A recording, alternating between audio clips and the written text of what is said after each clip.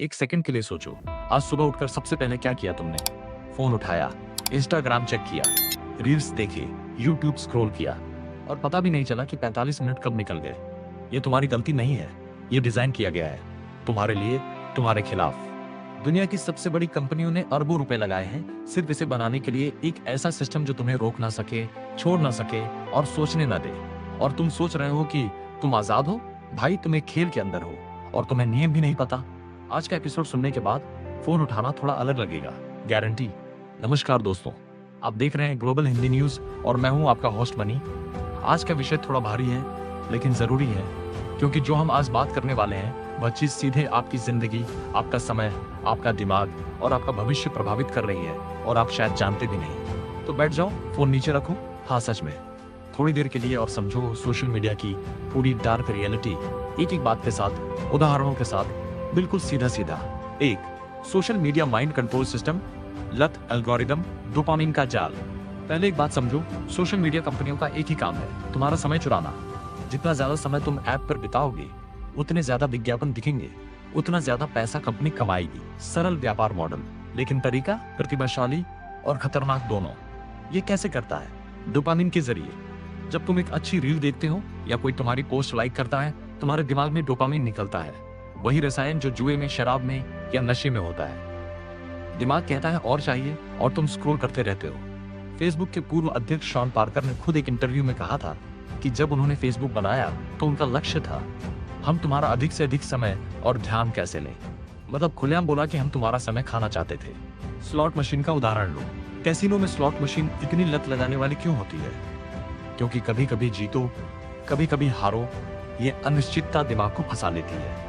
बिल्कुल यही इंस्टाग्राम का एल्गोरिदम भी करता है। कभी एक रील बोरिंग होगी, कभी एक रील इतनी शानदार होगी कि तुम रुक नहीं पाते। ये यादृच्छिक इनाम प्रणाली तुम्हें स्क्रॉल करने पर मजबूर करती है। यह लत है, बस इसका नाम मनोरंजन रखा गया है। दो, इंस्टाग्राम और यूट्यूब का डार्क गेम, नकली जिंदगी, इन्फ्लुएंसर, वायरल होने का सच। अब बात करते हैं इन्फ्लुएंसर्स की, जो दिखते हैं और जो असलियत होती है। तुमने देखा होगा इंस्टाग्राम पर कोई बैठकर बोलता है, मैंने सिर्फ 3 महीने में 5 लाख कमाए, तुम भी कर सकते हो। और साथ में दिखा रहा होता है लग्जरी कार, बड़ा घर, विदेश यात्रा। असलियत अक्सर वह कार किराए की होती है, घर किसी दोस्त का होता है, और वह 5 लाख में से टैक्स, उपकरण, एडिटिंग, विज्ञापन सब निकालो तो शायद 40,000 बचे। ये प्रदर्शन है, मंच का खेल है तुम्हें फंसाने के लिए। एक और उदाहरण लो, फिटनेस इन्फ्लुएंसर्स 6 पैक एब्स दिखाकर सप्लीमेंट बेचते हैं, लेकिन वे एब्स 3 घंटे की रोशनी, श्वास एंगल और फोटोशॉप का नतीजा होता है। पर्दे के पीछे बिल्कुल अलग होती है जिंदगी। यूट्यूब पर भी यही होता है, क्लिकबेट, थंबनेल, मैंने सब छोड़ दिया, वीडियो के अंदर सब ठीक होता है, नाटक सिर्फ व्यूज के लिए होता है। वायरल होना कैसा होता है इसमें? एक क्रिएटर ने बताया था कि उसने एक वीडियो में अपनी निजी त्रासदी साझा की, पूरी रात रोया और वह वीडियो वायरल हो गई। उसके बाद और भावनात्मक सामग्री लाने का दबाव आया। मतलब तुम्हारी तकलीफ भी सामग्री बन जाती है और प्लेटफॉर्म उससे पैसे कमाता है।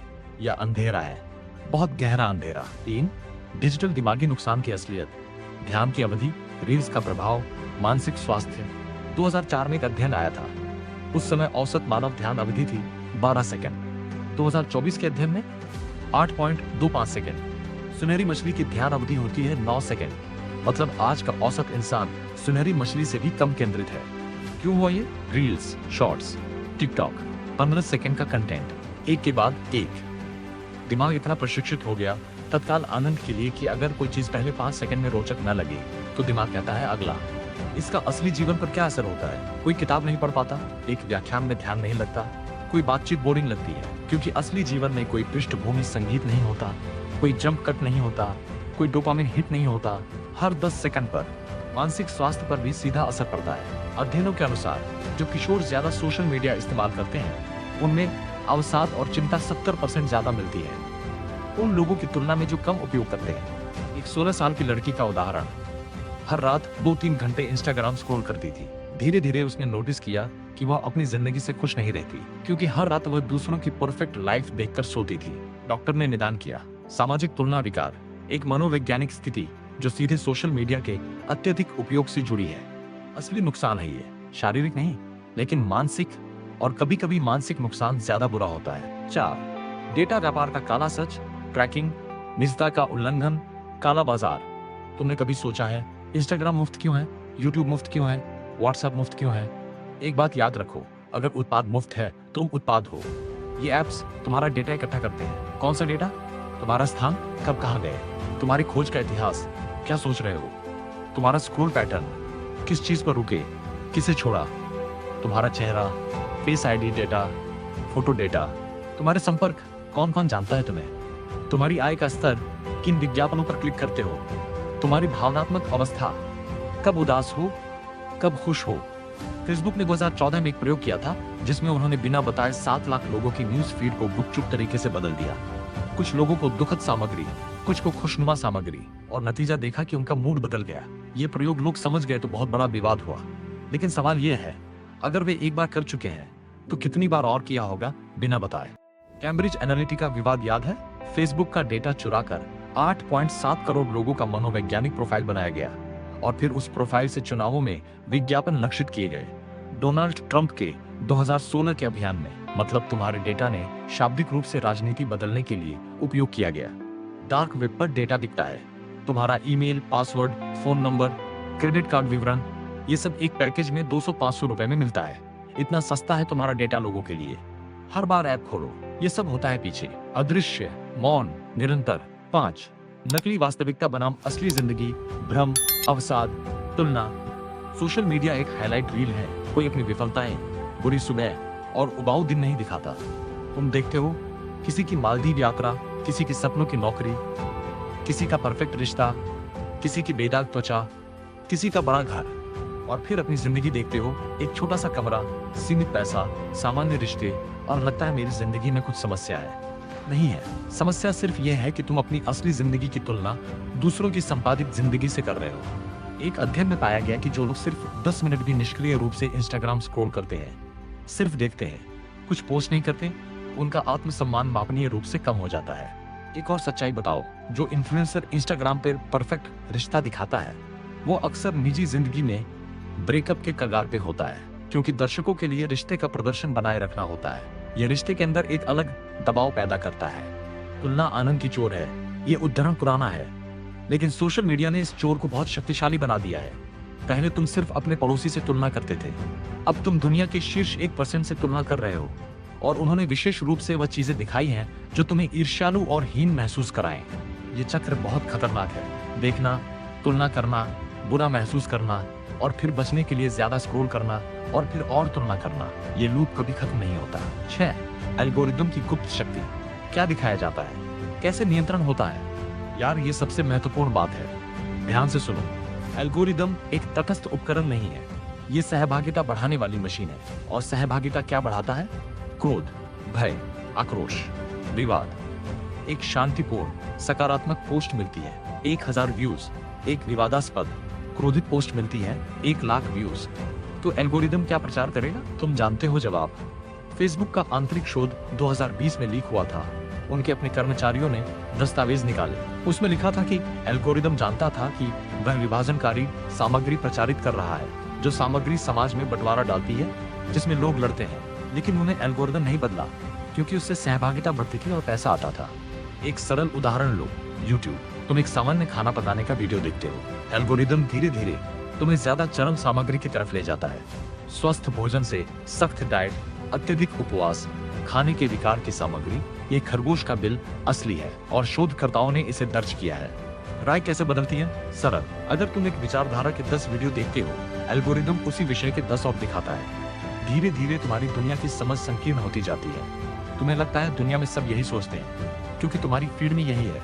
इसे कहते हैं इको चैम्बर। ये लोकतांत्रिक समाज के लिए बहुत बड़ा खतरा है, क्योंकि जब लोग अलग अलग इको चैम्बर में रहने लगते हैं तो संवाद बंद होता है, ध्रुवीकरण बढ़ता है, और एक ही देश के लोग एक दूसरे के दुश्मन बन जाते हैं, सिर्फ इसलिए क्योंकि उन्हें एल्गोरिदम ने अलग अलग वास्तविकताएं दिखाई। 7 इंटरनेट का अंधेरा भविष्य। AI प्लस सोशल मीडिया नियंत्रण प्लस मानव व्यवहार परिवर्तन। अब बात करते हैं भविष्य की, जो थोड़ा डरावना है, लेकिन जानना जरूरी है। AI और सोशल मीडिया का संयोजन एक नए स्तर पर जा रहा है। अभी जो सिफारिश एल्गोरिदम है वह भविष्य में और भी शक्तिशाली होगा। Deep fake. AI से किसी का भी वीडियो बनाओ, कोई नेता कुछ बोल नहीं रहा, लेकिन एक वास्तविक वीडियो बना दो कि उसने कुछ कहा। ये पहले से हो रहा है। नकली वीडियो से चुनाव प्रभावित किए जा रहे हैं। AI जनित सामग्री। बॉट जो स्वचालित रूप से पोस्ट लिखते हैं, टिप्पणियां करते हैं, नकली खाते चलाते हैं, ये पहले से काम कर रहा है। 2016 के अमेरिकी चुनावों में रूसी बॉट्स ने फेसबुक पर लाखों नकली पोस्ट बनाए जनमत प्रभावित करने के लिए।